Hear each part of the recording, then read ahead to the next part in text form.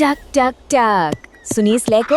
ये वही आवाज है जो पूरी दुनिया में कठफोड़वों की 200 से अधिक प्रजातियों का एक तरह से जीवन रक्त है। भारत की ही बात करें तो हिमालय की ठंडी वादियों से लेकर पश्चिमी घाट के घने जंगलों तक ये आवाज लगातार गूंजती है। चाहे वो अपने सुनहरे पंखों और लाल कलगी के लिए मशहूर ब्लैक रम्प्ड फ्लेमबैक हो या फिर ठंडे इलाकों का हिमालयन वुडपेकर, इन सभी की अपनी एक अलग लय है। और पता है, यही लय प्रकृति के उस संतुलन को बनाए रखती है जिस पर हम सब निर्भर हैं।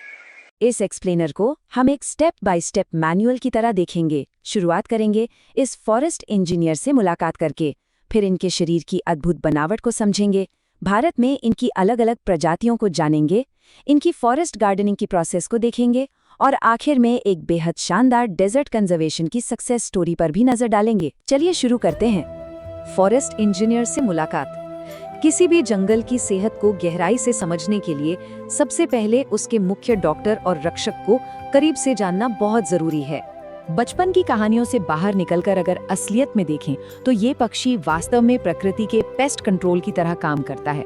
अपनी चोंच के छोटे लेकिन लगातार प्रहारों से ये पेड़ों को अंदर से खोखला करने वाले हानिकारक कीड़ों को जड़ से खत्म कर देता है।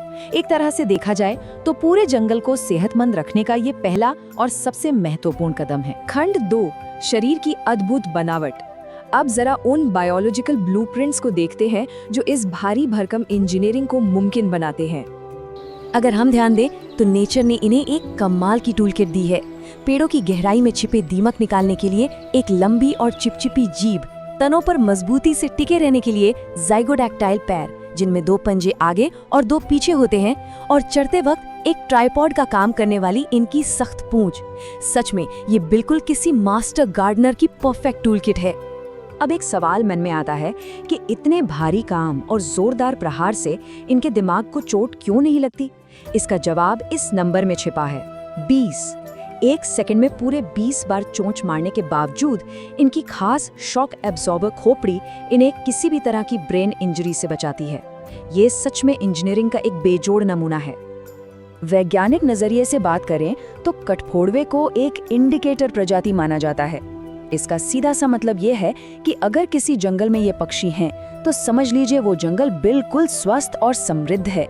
ऐसा इसलिए क्योंकि अगर पेड़ों में कीड़ों की संख्या जरूरत से ज्यादा बढ़ जाए तो पेड़ बीमार पड़ने लगते हैं, और ये कठफोड़वे लगातार इन कीड़ों का शिकार करके उनकी आबादी को कंट्रोल में रखते हैं। एक तरह से ये पेड़ों के लिए उनके प्राकृतिक डॉक्टर का काम करते हैं। आगे बढ़ते हुए अब समय है अलग अलग परिदृश्यों में इस इंजीनियरिंग को अंजाम देने वाली विशाल और विविध वर्कफोर्स को देखने का। भारत इन इंजीनियर्स का एक बहुत बड़ा गढ़ है। हिमालय की ऊंचाइयों से लेकर अंडमान निकोबार द्वीप समूह तक हमारे देश में कठफोड़वा की 33 अलग अलग और अनूठी प्रजातियां पाई जाती हैं।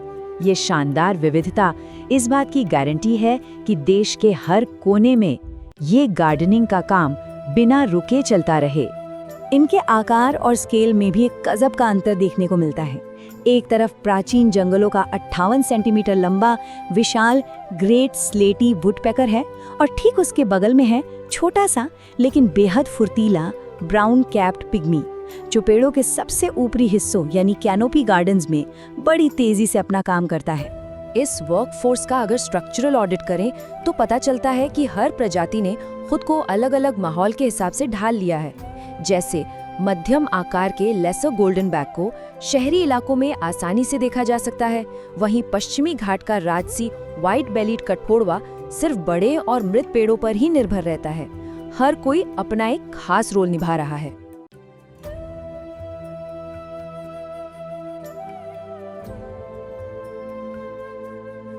Step by step forest gardening. चलिए अब देखते हैं कि जंगल को मेंटेन रखने का ये काम स्टेप बाय स्टेप कैसे होता है, जो बिल्कुल किसी बड़े बोटैनिकल गार्डन की देखभाल करने जैसा ही है। इनका रोज का काम बिल्कुल एक मास्टर गार्डनर की तरह है। स्टेप 1, हानिकारक बीटल्स और लार्वा को जड़ से खत्म करना, जिसे हम वीडिंग कह सकते हैं। स्टेप 2, ऐसे घोंसले बनाना जो बाद में दूसरे कई जीवों का घर बनते हैं, ठीक वैसे ही जैसे एक माली प्लांटर्स और ट्रेलिसेस बनाता है। और स्टेप 3, ब्रीडिंग सीजन के दौरान चोंच से तेज आवाज यानी ड्रमिंग करके संवाद करना और मिश्रित झुंड बनाना। ये पूरी तरह से एक कम्युनिटी बिल्डिंग प्रोजेक्ट है। लेकिन इस एनवायरमेंटल ऑडिट से एक बहुत बड़ी ज़रूरत का भी पता चलता है।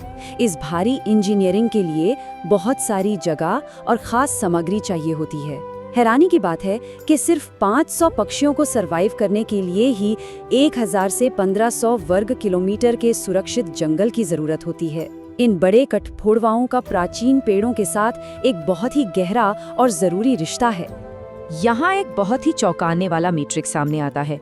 64% व्हाइट बेलीड कठफोड़वा जैसी प्रजातियों के 64% घोंसले पूरी तरह से मृत और सूखे पेड़ों पर पाए जाते हैं। इसका सीधा सा मतलब है कि जंगल में पड़ी सूखी लकड़ी कोई कचरा नहीं है, बल्कि इन इकोसिस्टम इंजीनियरों के लिए निर्माण का सबसे जरूरी कच्चा माल है। परेशानी तब शुरू होती है जब फॉरेस्ट मैनेजमेंट सूखे और गिरे हुए पेड़ों को हटाकर जंगल की सफाई करने पर जोर देता है। इससे सीधे तौर पर इन IUCN वल्नरेबल प्रजातियां का घर छिन जाता है। जब घोंसले बनाने की जगह नहीं बचती तो इनकी आबादी तेजी से गिरती है और नतीजा पेड़ों को बर्बाद करने वाले कीड़ों की संख्या में खतरनाक उछाल आ जाता है, जो पूरे पारिस्थितिकी तंत्र के लिए एक बड़ा खतरा है। मरुस्थलीय चमत्कार। इन तमाम गंभीर खतरों के बीच आइए एक बेहद शानदार रिकवरी की कहानी पर नजर डालते हैं। भारत पाकिस्तान सीमा के पास स्थित मुरार धनाना इलाके में एक असली डेजर्ट मिरेकल देखने को मिला है। यहाँ बेहद दुर्लभ सिंध वुडपेकर को करीब 20 सालों के लंबे अंतराल के बाद फिर से देखा गया। ये न सिर्फ इको टूरिज्म और बायोडायवर्सिटी के लिए एक नई उम्मीद की किरण है, बल्कि इस बात का पक्का सबूत भी है कि संरक्षण के प्रयास सच में बहुत शानदार परिणाम दे सकते हैं। तो इस पूरे एक्सप्लेनर का सबसे बड़ा टेक अवे यही है कि इन इकोसिस्टम इंजीनियर्स की रक्षा करने का सीधा सा मतलब है उन विशाल, पुराने और मृत पेड़ों को बचाना, जो असल में पूरे जंगल को पनपने का मौका देते हैं। कठफोड़वा को बचाने का मतलब है पूरे जंगल की आत्मा को बचाना। आखिर में ये एक्सप्लेनर एक बहुत ही महत्वपूर्ण सवाल के साथ खत्म होता है। क्या एक मृत और सूखे पेड़ को बचाना पूरे फॉरेस्ट इकोसिस्टम की आत्मा को बचाने की कुंजी हो सकता है? और इसी सोच के साथ हम इस एक्सप्लेनर के अंत पर आते हैं। ये बहुत ही शक्तिशाली विचार है। प्रकृति की रक्षा करना सिर्फ एक जिम्मेदारी नहीं, बल्कि आने वाली पीढ़ियों के लिए हमारा वादा है। सोचिए, जब भी जंगल में वो टक टक टक की आवाज सुनाई देती है, तो वो इस बात का सबूत है कि जंगल की धड़कन अभी भी चल रही है। आगे जब भी किसी जंगल से गुजरना हो तो इस धड़कन को सुनने की कोशिश जरूर होनी चाहिए, क्योंकि अगर किसी दिन ये आवाज बिल्कुल शांत हो गई तो क्या हमारे जंगल जिंदा रह पाएंगे? ये सच में एक ऐसा सवाल है जिस पर हम सभी को गहराई से विचार करना चाहिए। तो अगली बार जब भी जंगल में कोई सूखा पेड़ दिखे तो हमें ये याद रखना चाहिए कि वो किसी मास्टर गार्डनर का घर या वर्कशॉप हो सकता है। आज हमारे साथ इस सफर में जुड़ने के लिए बहुत बहुत धन्यवाद। अगर आपको भी हमारी तरह प्रकृति और वन्य जीवों से लगाव है तो हमारे चैनल को सब्सक्राइब करें और इस सफर में हमारे साथ जुड़ें। इस खूबसूरत यात्रा को आगे बढ़ाने के लिए नीचे दिए गए सब्सक्राइब बटन को जरूर दबाएं और जुड़े रहें।